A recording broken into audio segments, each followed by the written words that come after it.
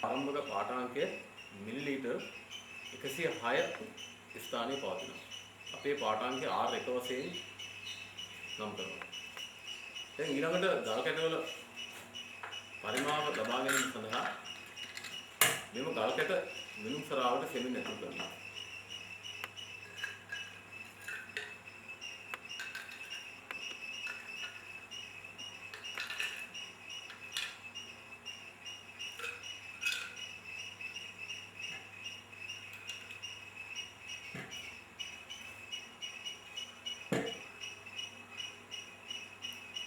දැන් වායු බුබුලු කිසිවක් මේ අතර රැඳිලා නැහැ.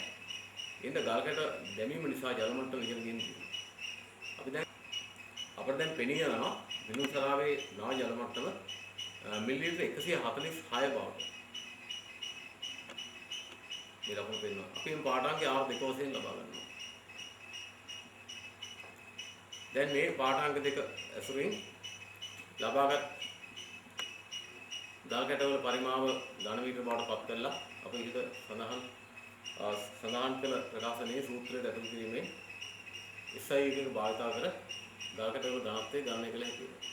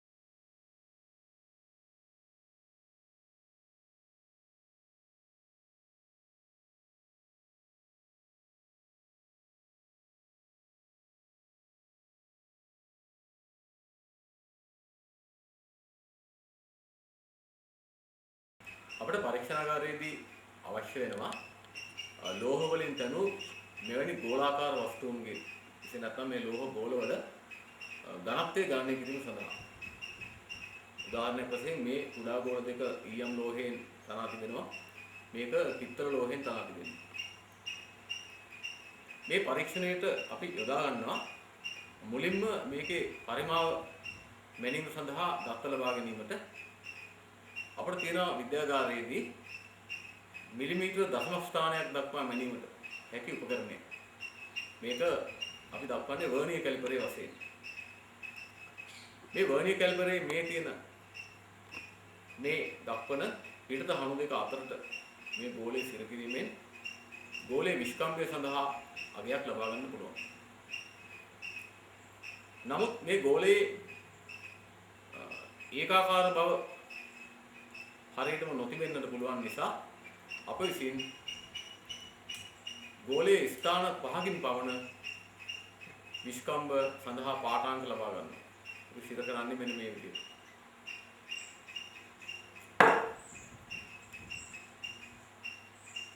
මේ විදිහට සිර කරනවා. ස්ථාන 5කින් පවන විස්කම්භය සඳහා පාඨාංක ලබා ගැනීමෙන් පසු එම පාඨාංක සියල්ලේ මධ්‍යනයගේ ලබා ගන්න පුළුවන්. මේ මධ්‍යනාගය මධ්‍යන විස්කම්භයේ කැපිටල් D වශයෙන් නම් කරන්නත් පුළුවන්. අපේ පත්‍රිකාවේ දක්වා තිබෙනවා. ඉන්පසු අප කළ යුත්තේ මෙම ගෝලයේ ස්කන්ධය මැනීමයි. ඒ සඳහා භෞතික විද්‍යාගාරයේදී අප තෙදඬු තුලාව භාවිත කරනවා. දැන් මේ තුලාව භාවිතයෙන් අපට ගෝලයේ ස්කන්ධය ග්‍රෑම් 0.1ක් දක්වා නිවැරදිව දැන ගැනීමට පුළුවන්. දැන් අප කලින් ගණනය කළ විස්කම්භය ඇසුරින් පරිමාව ගණනය කරනවා. ස්කන්ධය මේ තුලාවෙන් මැනගත්තා. ඉන්පසු එම පත්‍රිකාවේ දක්වා තිබෙන සූත්‍රයට ආදේශ කිරීමෙන් මේ ගෝලයේ ඝනත්වය සඳහා අගයක් අපිට ගණනය කිරීමට පුළුවන්.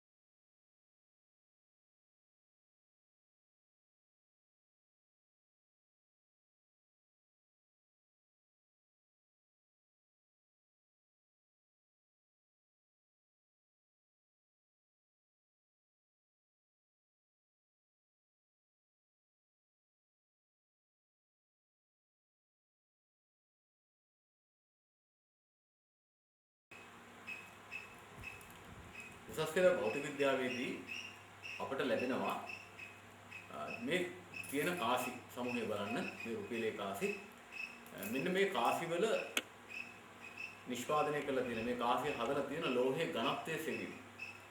මේ ඝනත්වයේ සෙවීමට අපි කරන්න ඕන මේ කාසියක ස්කන්ධයේ මැනීම සහ කාසියේ පරිමාව ගණනය කර ගැනීම. දැන් අපිට තනි කාසියක් සැලකුවොත් මේ කාසියේ ඝනකම හා විස්කම්භයේ මැනීමෙන් කාසියේ පරිමාව ගණනය කර ගන්න පුළුවන්. ඒ සඳහා අප විද්‍යාගාරයේ තියෙනවා මිලිමීටර් 100න් පමණ දක්වා නිවැරදිව මැනිය හැකි මයික්‍රෝමීටර් ස්ක්‍රූ ප්‍රමාණය නම් මේ උපකරණය. ඔබට පේනවා මම මේ ස්ක්‍රූ ප්‍රමාණය කරකවනකොට මෙතන මේකට අපි කියන්නේ කිනිරේ මේක ඉද්ද මේ දෙක අතර ඉඩ ඇරෙනවා. මේ දුර මැනීමට පුළුවන් මිලිමීටරෙන් 100න් පමණ දක්වා නිවැරදිව. දැන් මුලින්ම කළ යුත්තේ කාසියේ නිෂ්කම්භයේ මැනීම. ඒ සඳහා අපට පුළුවන් මේ ඉද්ද හා කිනිහිරේ අතරට මේ කිනිහිරේ මේ ඉද්ද දෙක අතරට මේ කාසිය සිර කරනවා මෙහෙම කාසිය සිර කළා කාසියේ විස්කම්භය මැනීමට.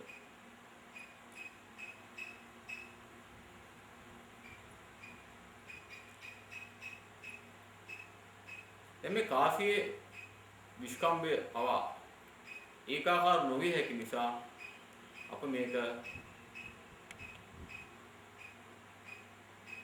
කාසිය එක එක පැත්තට හරවා මේ විදිහට කාසිය මේ පැත්තට හරවනවා ආයෙත් කාසිය තව පැත්තකට හරවනවා මේ විදිහට කාසිය එක එක පැත්තට හරවා විස්කම්භය සඳහා අගයන් 5ක් පමණ ලබා ගන්නවා. මේ අගයන් 5ක් හෝ 6ක් කාසියට අපි හිතමු අගයන් 6ක් ගත්තා කියලා. විස්කම්භය සඳහා අගයන් 6ක් මැනගෙන එම අගයන්ගේ මධ්‍යයන් අගයේ සැලකීමෙන් කාසියේ මධ්‍යයන් විස්කම්භයක් ලබා ගන්නට පුළුවන්. ඉන්පසු නැවත අපට පුළුවන් මේ ස්වරූප ප්‍රමාණයේ භාවිතයෙන්ම කාසිය ඝනකම මනින්න. ඒ සඳහා කාසිය සිර කරනවා මේ විදිහට.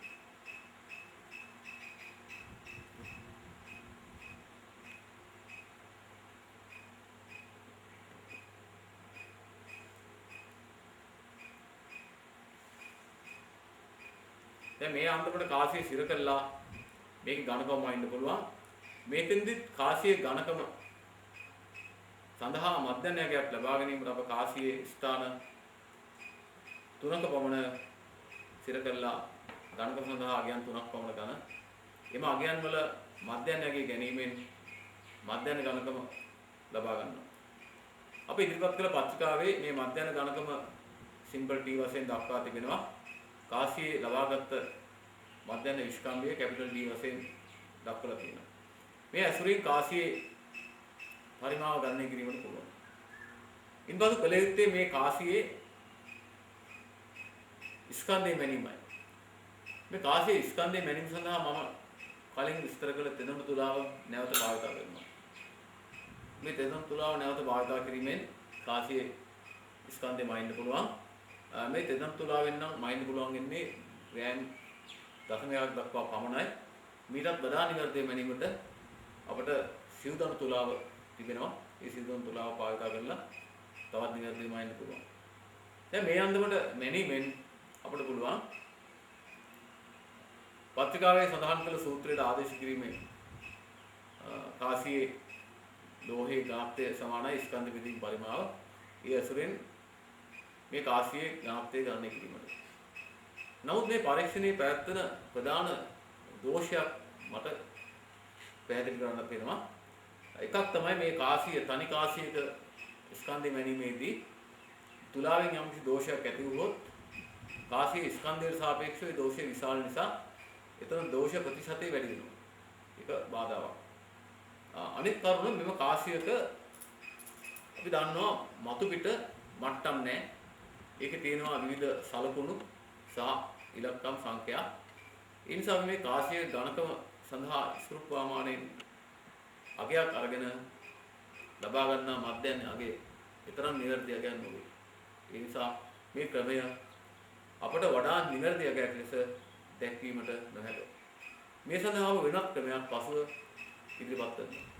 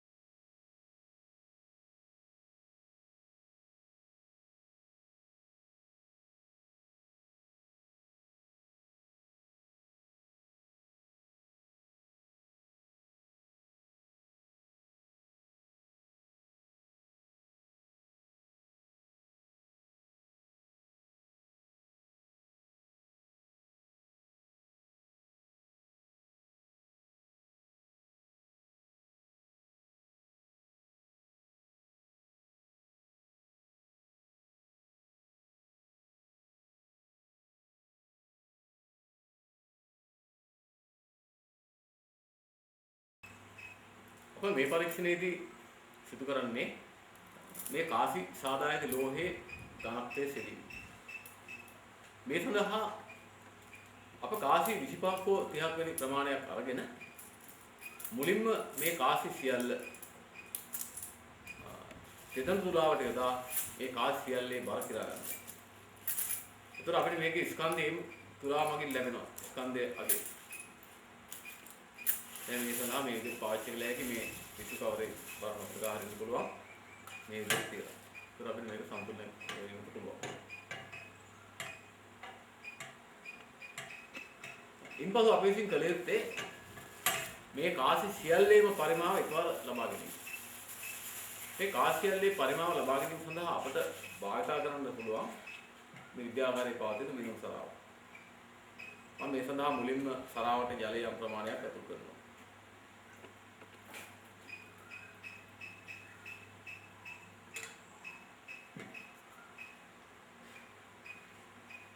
ඒ තමයි මිනුම් සරාවට කාසි ඇතුල් කිරීමට පෙර පාඨාංකය ලබාගත් විට එය මිලිලීටර 138ක් ලෙස අපිට ලැබෙනවා.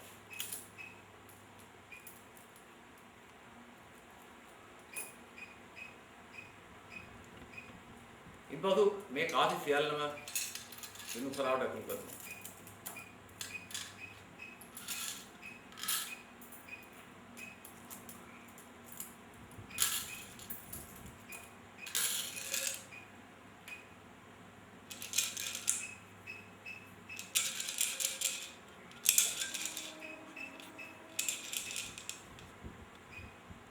දැන් කාසි සියල්ලම මිනුම් සරාවට ඇතුල් වුණා. දැන් අප මෙතන පොඩක් සෙලවීමෙන් වායු බහුල ඉවත් කරන්න පුළුවන්. දැන් මේ කාසි සියල්ලම පරිමාවට ජලය ස්ථාපන වීම නිසා දැන් ජල මට්ටම ඉහළ ගිහින් තිබෙනවා. කාසි යෙදීමෙන් පසු ජල මට්ටම මිලිලීටර 162 බවට අපිට මේකෙන් මිනුම් සරාව මගින් ලැබෙනවා. අපිට පේනවා මේදී මේ කාසි වල ඇතුලේ ලකුණු කඩතොළු ආදී පිසේ තිබුණා. ජලයේ විස්ථාපනය වීම නිසා මේ පරීක්ෂණයේදී කාසි වල නියම පරිමාව දැන් මේ විස්ථාපන වෙලා තියෙනවා. දැන් අප කාසි දැමීමට පෙර මිනුම් සරාවේ පාඨාංකය R1 වශයෙන් ගන්නවා. මෙසේ කාසි දැමීමෙන් පසු මිනුම් සරාවේ පාඨාංකය R2 වශයෙන් ගන්නවා. එවිට මේ කාසි සියල්ලේ පරිමාව අපිට ලැබෙනවා R2 ඍණ R1 වශයෙන්. ඒ කාසි සියල්ලේ පරිමාව. දැන් අප කාසි සියල්ලේ ස්කන්ධය සිම්පල්ලෙන් තෙදඬු තුලා මගින් කලින් ගාණය කළා. ඊට පස්සෙ දී ඇති පත්‍රිකාවේ සඳහන් සූත්‍රයට ආදේශ කිරීමෙන් මෙම කාසි වල ඝනත්වය නැත්නම් කාසි සාදායක ලෝහයේ ඝනත්වය ඉතා නිවැරදිව ගණනය කිරීමට ලැබෙනවා.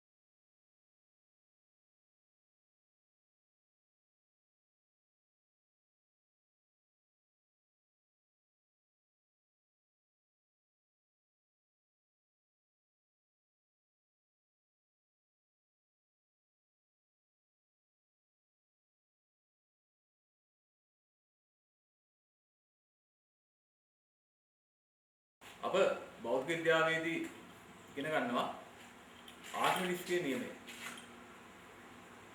මේ ආර්කිමිඩිස්ගේ නියමය මගින් මොකද ඉදිරිපත් කරන්නේ? ඕනෑම වස්තුවක්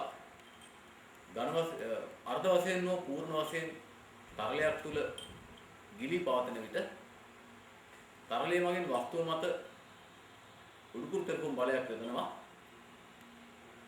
එම යොදන උඩුකුරු කරපු බලය වස්තුව මගින් විස්ථාපනය වී ඇති ද්‍රව පරිමාවයේ බරට සමාන වේ යන බවයි මෙම නියමයෙන් ඉදිරිපත් කරන්නේ.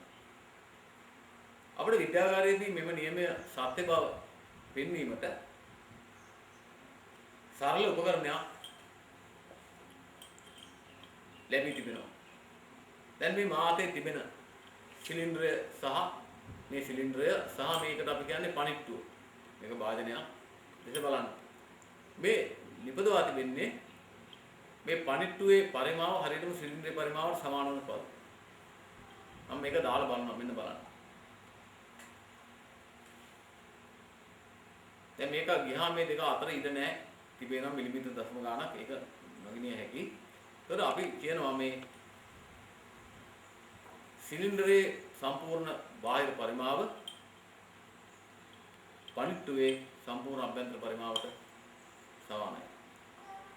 දැන් අපි බලමු මේ පණිට්ටුව හා සිලින්ඩරය යන උපකරණ දෙක භාවිතයෙන් ආර්කිමිඩිස්ගේ නියමය සත්‍ය බව අප පෙන්වන්නේ කෙසේද කියලා.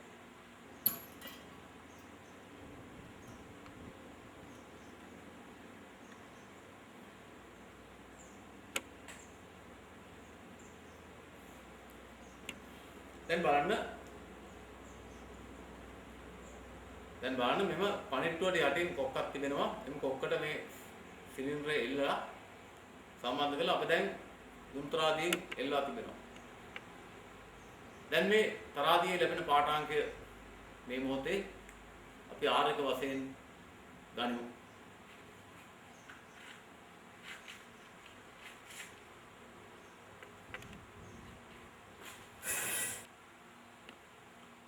දැන් මේ මොහොතේ දුරුතරාදී පාඨාංකය R1 අගය ග්‍රෑම් 225 බව මේ පරිමාණයෙන් දකින්න ලැබෙනවා. ඊළඟට මා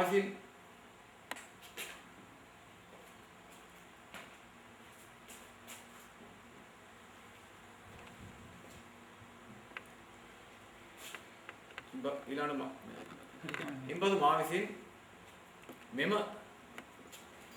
සිලින්ඩරයේ සම්පූර්ණයෙන්ම ජලය තුල ගිලී පවතින ලෙස ජල බීකරයක් තබනවා. දැන් බලන්න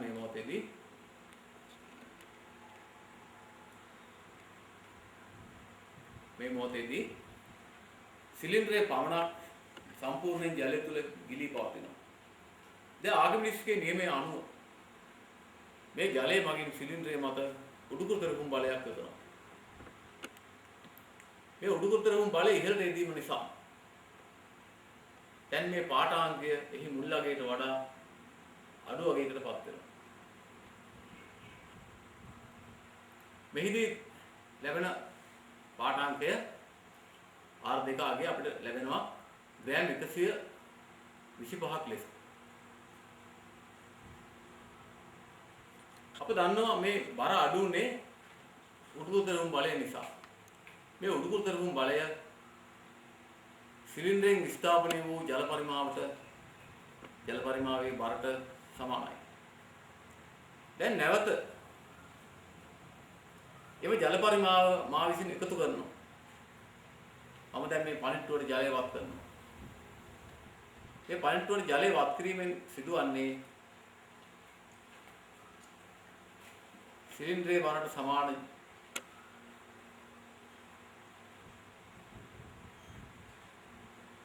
බරක් නැවත පද්ධතියට එකතු වීම.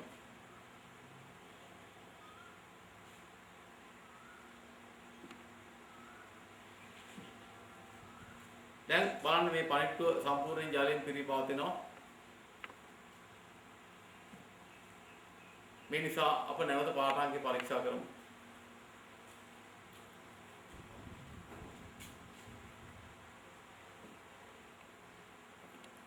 දැන් අපිට ඉතා හොඳින් පැහැදිලි වෙනවා මේ මොහොතේ පාඨාංකයේ ආරම්භක අවස්ථාවේ තිබූ ග්‍රෑම් 225කට පත් වී ඇති බව.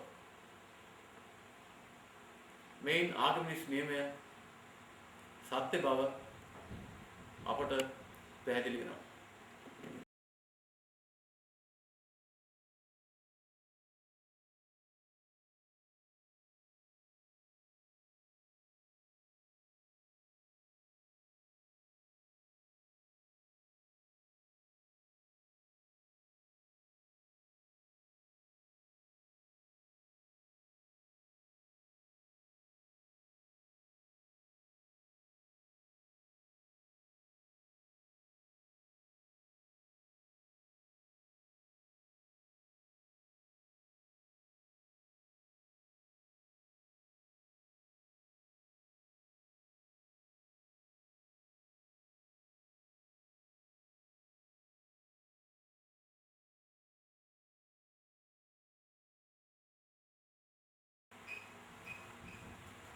අපිට භෞතික විද්‍යාගාරයේදී සිදු වෙනවා මේ මාතේ තිබෙන කළු ගල් කැබැල්ල දිහා බලන්න. මේ වගේ ගල් කැබැල්ලක ඝනත්වයේ සිදීමට මේක ලෝහ කුට්ටියක් වෙන්න පුළුවන්, විදුලි කුට්ටියක් වෙන්න පුළුවන්. දැන් මේකේ ඝනත්වය සෙවීමේදී දැන් අපි සාමාන්‍යයෙන් දන්න විදිහට වස්තුවක ඝනත්වය ලැබෙනවා ස්කන්ධයේ පරිමාවෙන් බෙදීමෙන්. ඒතර ස්කන්ධය නම් තුලාවක් ආධාරයෙන් මැනගන්න පුළුවන්. නමුත් මේ තිබෙන ගල් කැබැල්ලේ පරිමාව මනින්නේ කෙසේද? අපි දන්නවා මේකේ ඝනකයක් නෙවෙයි.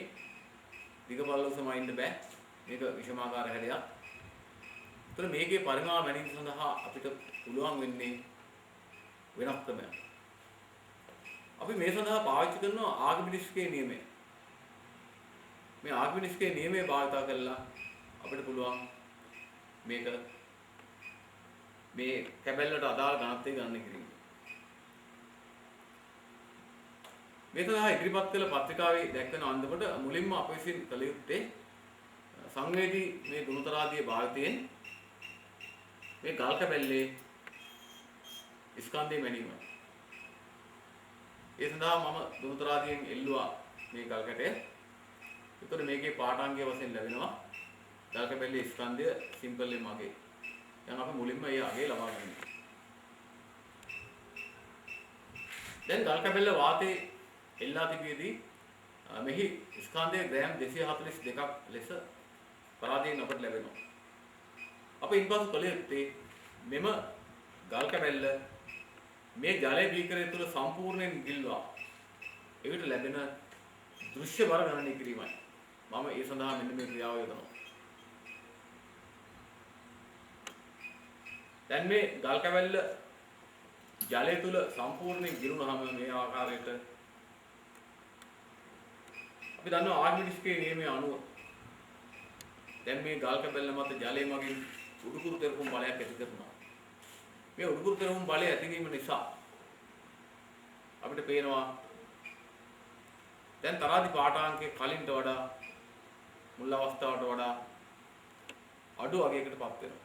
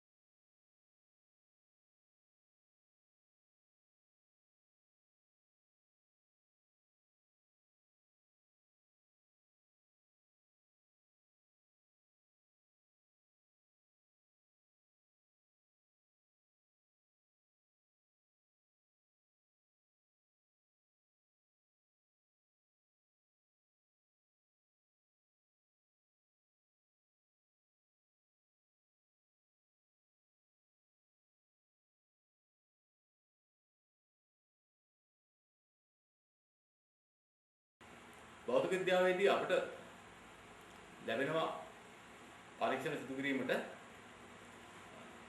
දී ඇති යම් ද්‍රවයක සාපේක්ෂ ඝනත්වය සෙවීම සඳහා උදාහරණයක් වශයෙන් මේ මගේ අතේ තිබෙන භූමිතල සහිත බීකරය දැන් මේ භූමි තෙල් වල සාපේක්ෂ ඝනත්වයේ සීමට මට දැන් අවශ්‍යයි. එක් ක්‍රමයක් අපිට තේරුම් ගත හැකි මේවා යම් ප්‍රමාණයක් භාජනයකට දාලා ඒකේ ස්කන්ධය දෙන්නට තුලාවක් ආධාරයෙන් මැනීමෙන් පසුව එම භූමි තෙල් වල පරිමාව මිනුම්සරාවක් ආධාරයෙන් මැනීමෙන් ගණනය කිරීමට පුළුවන්. දැන් මා විස්තර කිරීමට යන්නේ ආගමිටිස්ගේ නියමයේ භාවිතයෙන් සංවේදී දුර්තරාදියක් භාවිතයෙන් ඉතා පහසුවෙන් මෙම භූමි තෙල් වල සාපේක්ෂ ඝනත්වයේ සීමයි. ඒ සඳහා මුලින්ම මා අතේ තිබෙන මේ ඝන වස්තුව බලන්න. මේ කළුගල් කැබැල්ලක්. මේ ඝන වස්තුව වශයෙන් අප තෝරාගත යුත්තේ ජලයේ සහ මෙම ද්‍රවයේ ද්‍රවණය නොවන ඝන වස්තුවක් විය යුතුයි. දැන් මේ කළුගල් කැබැල්ල ජලයේදී වෙන්නේ නැහැ, භූමි තෙල් වලදී වෙන්නේ නැහැ. මුලින්ම අප මෙම දුන්තරාදී එල්ලා මෙම ඝන වස්තුවේ බර හෙවත් එහි පාඨාංශයේ R1 මුලදී ලබා ගන්නවා. දැන් අප මේ R1 අගය පරීක්ෂා කරමු. දැන් මෙම R1 පාඨාංශය ග්‍රෑම් 220ක් බව අපිට මෙහිදී දක්නට ලැබෙනවා. ඉන්පසු මා මෙම ගල් කැටයේ සම්පූර්ණ ජලය තුල ගිලී තිබෙන ලෙස සකස් කර එම අවස්ථාවේ දුරුතරාදී පාඨාංකය ලබා ගන්නවා. දී ඇති පත්‍රිකාවේ එය R2 වශයෙන් අප ලකුණු කර තිබෙනවා.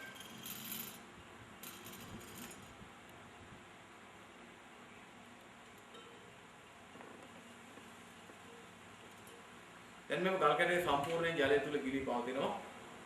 දැන් ජලය තුලදී දෘශ්‍ය බර මෙම අවස්ථාවේ පාඨාංකය වශයෙන් ලැබෙනවා.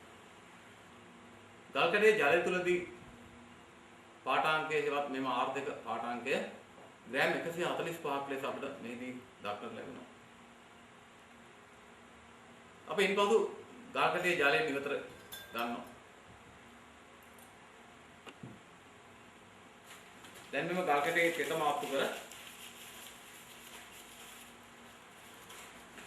මෙම ගල් කැටයේ සම්පූර්ණයෙන් භූමි තෙල් තුල ගිල්වා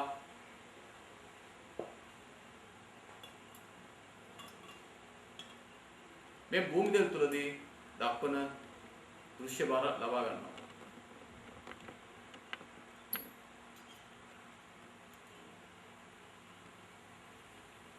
දැන් පැහැදිලිව පේනවා මෙම ගල් කැටය භූමි තෙල් තුල සම්පූර්ණයෙන් ගිලී පවතිනවා.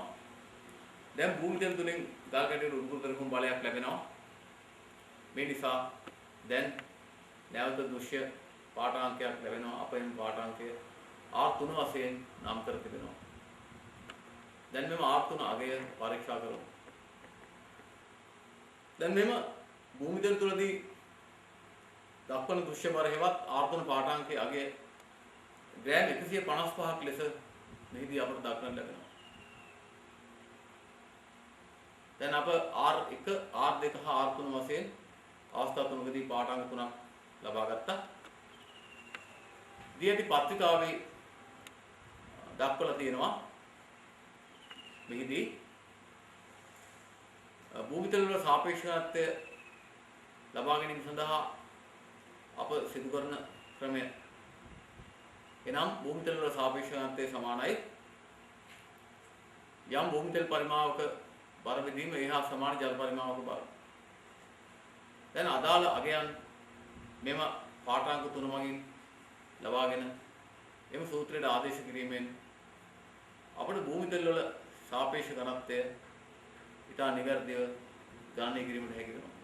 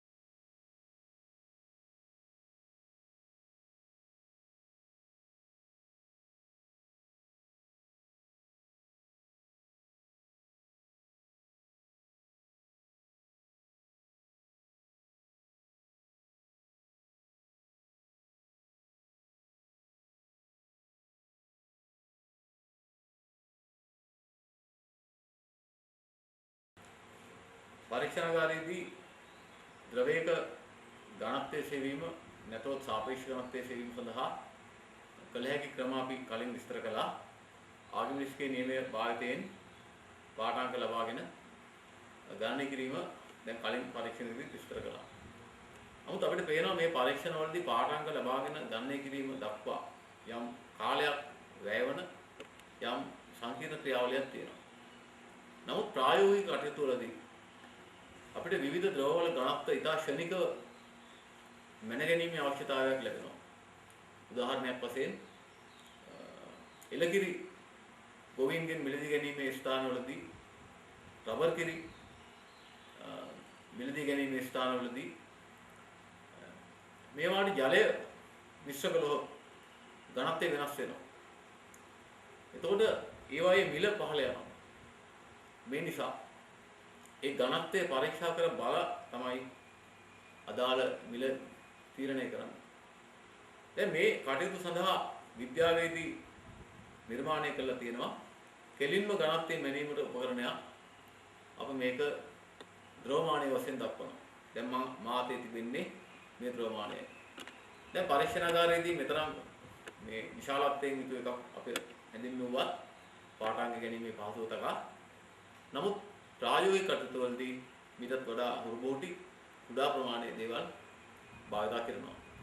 දැන් මේ ද්‍රවමානය දෙස බලන්න. මේකේ තියෙන්නේ මේ යට බල්බය මේකට ඊයම් බෝල වගේ ලෝහ බෝල දාලා තියෙනවා මේ යට බර වැඩි කරන්න. එතන වායු කුහරයක් මේ හරියේ ඒකාකාර රාශියක් තිබෙන නලයක්. දැන් මේක යට ලෝහ ගෝල පවතින නිසා මේකේ ගුරුත්ව කේන්ද්‍රයේ සාමාන්‍යයෙන් පහළ තැනක තියෙන මම මේ අල්ලන් ඉන්න ස්ථානයේ වගේ තැනක තියෙනවා. ඊටත් පහළට වගේ එනවා මෙන්න මේ වගේ තැනක. මේ නිසා මේක සිරස්ස ජලය තුල පාවෙනවා. ඊට හොඳින් සිරස්ස ජලය තුල පාවෙනවා. ඒතකොට පෙනී යනවා මේක විවිධ ඝනත්ව සහිත ද්‍රව තුලට දැමු විටදී මෙය ගිලන ගැඹුර එක් එක් ප්‍රමාණයට වෙනස් වෙන බව. ඒතකොට මේ ද්‍රවමානය නිෂ්පාදනය කර තිබෙන තාක්ෂණය නිෂ්පාදනය කර තිබෙන මූල ධර්මය එයයි. දැන් බලන්න මෙතන තියෙනවා ජලයේ ඝනත්වය වන 1000 ලකුණු. මම මේ පැන්සල් තුලින් දක්වන තැන ජලයේ ඝනත්වය වන 1000 තියෙනවා. ඊට වඩා අඩු ඝනත්වයේ සහිත ද්‍රවයකට දැම්මොත් මේ වැඩිපුර ගිලනවා. මෙතන 900 තියෙනවා. ඝනත්වය 900 ද්‍රවයකට දැම්මොත් මේ දක්වා ගිලනවා. ඝනත්වය 800 ද්‍රවයකට දැම්මොත් මේ දක්වා ගිලනවා.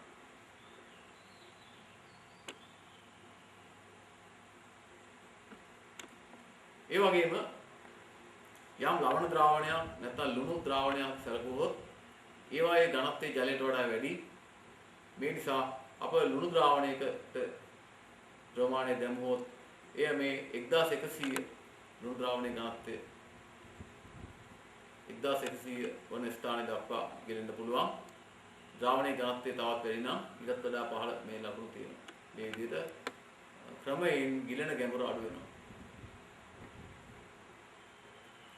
එතකොට මේ ද්‍රවමානයේ භාවිතයේදී සංකීර්ණ පරීක්ෂණයක් නැහැ. අපට ඕනේ ද්‍රවය සාම්පලයක්. ඒ සාම්පලයට මේ ද්‍රවමානය යොදලා ගිලන ගැඹුර ස්ථානයේ පරීක්ෂා කිරීමෙන් අපට පහසුවෙන් ඝනත්වය අගය ලබා ගැනීම පුළුවන්. දැන් මායිත්‍රි පිට ඇති මේ සරාවේ මේකේ ජලය තිබෙනවා. මේකේ භූමි තෙල්. මේකේ තියෙන්නේ ලුණු ද්‍රාවණය. මම මුලින්ම ද්‍රවමානය ජලය තුලට දානවා. මේ ජලය තුලට දැමුවොත් ඔබට පෙනේ මෙම සරාවේ ජල මට්ටමේදී ද්‍රවමානය දක්වන ලකුණු. මෙම ලකුණ 1000 ලෙස අපිට සටහන් වෙනවා.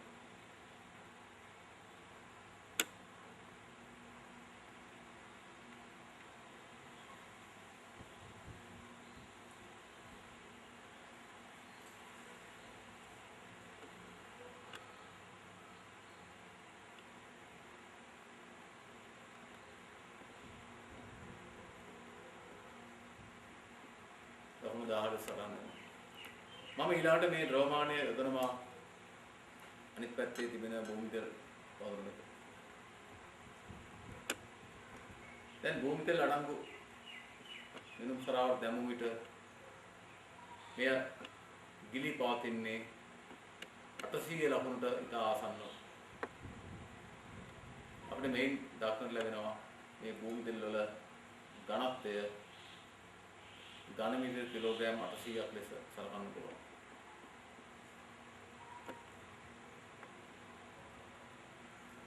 ඉන්පසු මම මේ ප්‍රමාණය යොදනවා අප විසින් සාදාගත් සාන්ද්‍ර ලුණු ද්‍රාවණයක. මේකේ ලුණු දිය කරලා තියෙන්නේ. ඉතින් මේ සාන්ද්‍ර ලුණු ද්‍රාවණයේ ඝනත්වය ජලයට වඩා වැඩි. අපිට පේනවා මේ නිසා දැන් මේක ගිරෙන ලකුණ 1100ට පමණ ආසන්න අගයක් පවතින. ඔබට පරීක්ෂා කළාගේ මේ තියෙන 10 ලකුණ. ඒක තියෙන උඩින්. මේ 10 ලකුණ තියෙන්නේ උඩින් මෙතන යට 1100 මට්ටම තියෙනවා. බලන්න 10 ලකුණට වඩා පහතින් තියෙන 1100 මට්ටමක පවතින. ඒතර මේ මට්ටම අනුව අපිට තේරෙනවා මෙවැනි ද්‍රවමානයක් භාවිතයෙන් ප්‍රායෝගිකව යන්ත්‍රයක ඝනත්වය නිර්ණය කිරීම ඉතා පහසුවෙන් සිදු කළ හැකි බව.